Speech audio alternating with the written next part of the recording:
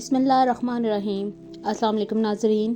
بیان کیا جاتا ہے کہ بنی اسرائیل میں دو بھائی تھے جن میں ایک مسلمان تھا اور دوسرا کافر تھا۔ دونوں دریا کے شکاری تھے، یعنی مچھلیاں پکڑتے تھے۔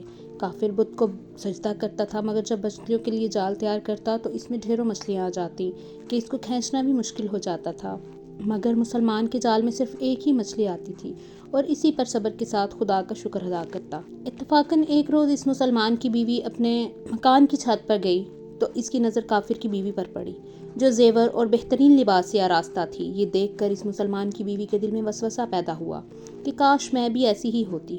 تو کافر کی بیوی بولی، تو اپنے شوہر کو اس پر آمادہ کر لے، وہ بھی میرے شوہر کے معبود یعنی بت کی عبادت کیا کرے، تاکہ تو بھی میری طرح مالدار ہو جائے۔ یہ سن کر مسلمان بھائی کی بیوی کچھ غمزدہ سی ہو کر نیچے آئی، اور جب اس کا شوہر گھر آیا تو اس نے بیوی کا حال متغیر دیکھ کر دریافت کیا، آخر کیا بات ہے جس سے تو اس قدر غمزدہ معلوم ہوتی ہے؟ تو وہ کہنے لگی، بس میاں، یا تو تم مجھے طلاق دے دو یا اپنے بھائی کے معبود کی عبادت شروع کر دو۔ یہ سن کر اس کے شوہر نے کہا، خدا کی بندی، تو خدا سے نہیں ڈرتی؟ ایمان کی دولت ملنے کے بعد یہ کفر کی باتیں کرتی ہے۔ تو عورت بولی، بس مجھ سے اب زیادہ باتیں نہ بناؤ، میں بھی دوسری عورتوں کی طرح اچھا لباس اور اچھے زیورات پہننا چاہتی ہوں۔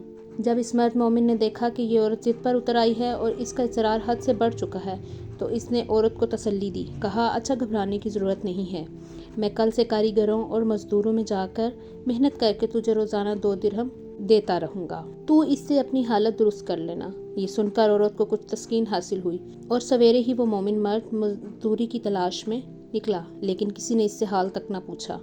یہ دیکھ کر وہ دریا کے کنارے پہنچا اور شام تک اللہ کی عبادت میں مصروف رہا۔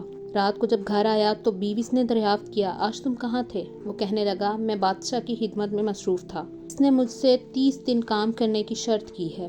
عورت نے کہا کہ آخر وہ بادشاہ تم کو کیا دے گا؟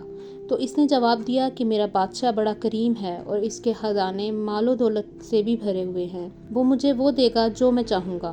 چنانچہ اسی طرح برابر وہ اپنے معبود برحق کی عبادت میں مصروف رہا، اور 30ویں رات ہوئی تو بیوی نے کہا، سنو میاں، اگر کل تم نے مجھے مزدوری لا کر نہ دی تو مجھے تم لازمی طلاق دے دینا۔ یہ سن کر اس کو اس قدر پریشانی لاحق ہوئی اور 30ویں صبح کو اس نے ایک یہودی سے کہا، کیا تم مجھے مزدوری پر لگا لو گے؟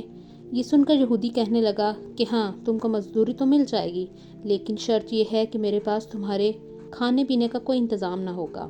چنانچہ وہ مرد مومن روزے کی نیت کر کے یہودی کے ساتھ ہو لیا۔ اللہ تعالیٰ کے حکم سے ایک فرشتہ 29 اشرفیاں ایک نورانی طباق میں لے کر اس کی بیوی کے پاس پہنچا اور کہنے لگا، میں بادشاہ کا قاصد ہوں، اس نے یہ اشرفیاں لے کر مجھ کو تیرے پاس بھیجا ہے اور فرمایا ہے کہ تیرا شوہر ہمارے پاس کام میں تھا، ہم نے اس کو نہ چھوڑا، یہاں تک کہ اسی نے ہم کو چھوڑ دیا اور یہودی کے پاس چلا گیا۔ اگر وہ ہمارا کام کرتا تو ہم اس کو اور زیادہ اجرت دیتے، بس یہ ایک اشرفی کی کمی اسی وجہ سے ہے۔ چنانچہ وہ عورت ان اشرفیوں میں سے ایک اشرفی لے کر بازار گئی۔ سنار نے اس کی 1000 قیمت عورت کے ہاتھ میں رکھ دی، اور جب شام کو وہ مومن مرد گھر واپس لوٹا تو عورت نے اس سے دریافت کیا، آج تم کہاں تھے؟ اس نے جواب دیا کہ آج میں ایک یہودی کے کام پر گیا ہوا تھا۔ تو بیوی کہنے لگی کہ آخر بادشاہ کی خدمت ترک کر کے تم دوسرے کی خدمت کیوں کرتے ہو؟ پھر اس کو اشرفیوں کا واقعہ سنایا، جس کو سن کر وہ مرد مومن روتے روتے بے ہوش ہو گیا، اور جب اس کو ہوش آیا تو بیوی سے کہنے لگا، افسوس کہ میں بادشاہ دو جہاں کی خدمت کا حق اپنے اوپر لازم نہ کیا۔ اس کے بعد اس شخص نے عورت کو چھوڑ دیا اور پہاڑوں پر چلا گیا، جہاں خدا کی عبادت میں مصروف رہ کر اس کا انتقال ہو گیا۔ اللہ تعالیٰ اس پر اپنا رحم فرمائے، آمین۔ ویڈیو پسند آئے تو ویڈیو کو لائک کر دیں اور مزید اس طرح کی ویڈیو دیکھنے کے لیے میرے چینل کو سبسکرائب کر دیں۔